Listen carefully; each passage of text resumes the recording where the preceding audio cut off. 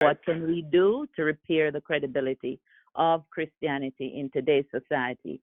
And number two, are we Christians causing ourselves to be insulted and excluded by people due to our bad behavior and poor attitudes? Is it our bad behavior and poor attitudes that is causing us to be excluded and insulted? Or is it because we have done so much ignorance? Three and last, is it because we have done so much ignorance in the name of Jesus and people see us as not being credible? Why we are insulted? Okay, so I researched on Google how to repair the topic repairing the credibility of Christians, and it displayed 61 million results. The number one result was based on 8 reasons why Christians have lost the credibility in today's culture. They go, number one is deepen to solve it, to remediate this. Number one, they said to deepen your prayer life. Number 2, start showing up to church. Number 3, read your Bible. Number 4, get serious about giving. Number 5, becoming a better neighbor. Number 6, be careful with politics. Number 7, be an example with your family. And number 8, do it all with joy.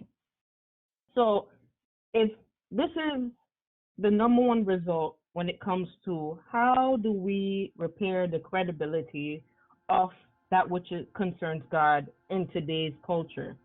If these are the 8 reasons, the number one searched, number one chosen blog that persons read, then we are in grave danger when it comes to people or persons understanding who God is, maintaining the relationship with God, and actually knowing what God is. Because at this point, with those 8 reasons to remediate somebody in Christianity, you could already see that persons will be lost because there's no solution there. There's only arbitrary items. I take from the Bible, how do we really repair credibility? And I take Timothy and the church of Ephesus. What's great about the Bible is that it is so relevant in every generation that comes about, even though persons might say it isn't. But Timothy was a young pastor that was given the church of Ephesus, which was the most corrupt church that basically started going towards pagan worship.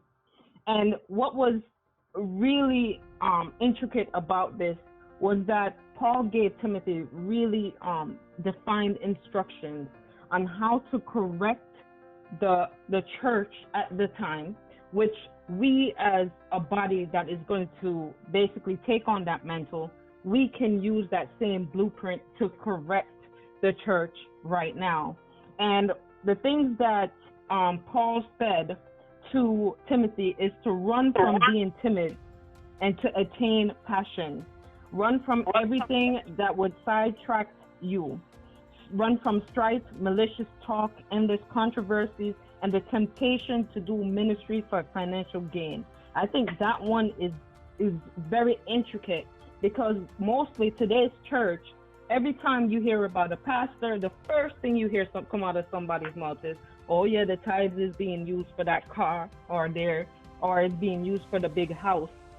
So if we follow Paul's example with what he gave to Timothy, we would essentially be able to be perfected and to make sure that we don't fall into those, naysayers. Because to me, everyone is going to complain, even if, as you said, Elder, when you were counseling me, that everybody says there's a false teacher. And if you really look at it, with everyone saying everybody is false, who's really real? So persons is going to say that you are something that you are not. But if we focus on really remediating the church, like Paul gave Timothy when he gave him the mantle of Ephesus, we will never be in that same bucket. Persons will look at us and say, well, they're different. Something about them is just is just different. I can't put my hand on it. And there's where you're going to see people gravitate towards us, because then we're exhibiting something that is different, a reprogram of the mind. And, we can be like the UV light. And I'm going to, basically, if you know what a mosquito zapper is, it's basically where the mosquitoes is attracted to a light and they get killed. Essentially, we could be like that, not to kill persons, but to really slay them and unburden them from their situations that they're going through. And if we become that light that attracts them continuously, they won't be able to pull back because they're seeing something that's changing. They're seeing their environment changing, and they're going to stay there. The other two questions is, will, we cause ourselves to be insulted and excluded?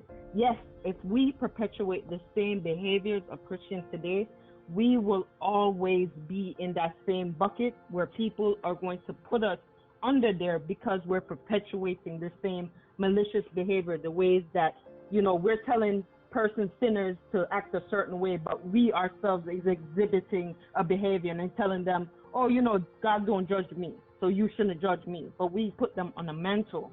So if we exhibit and perpetuate the same behaviors as everybody else is doing today, then they will insult us.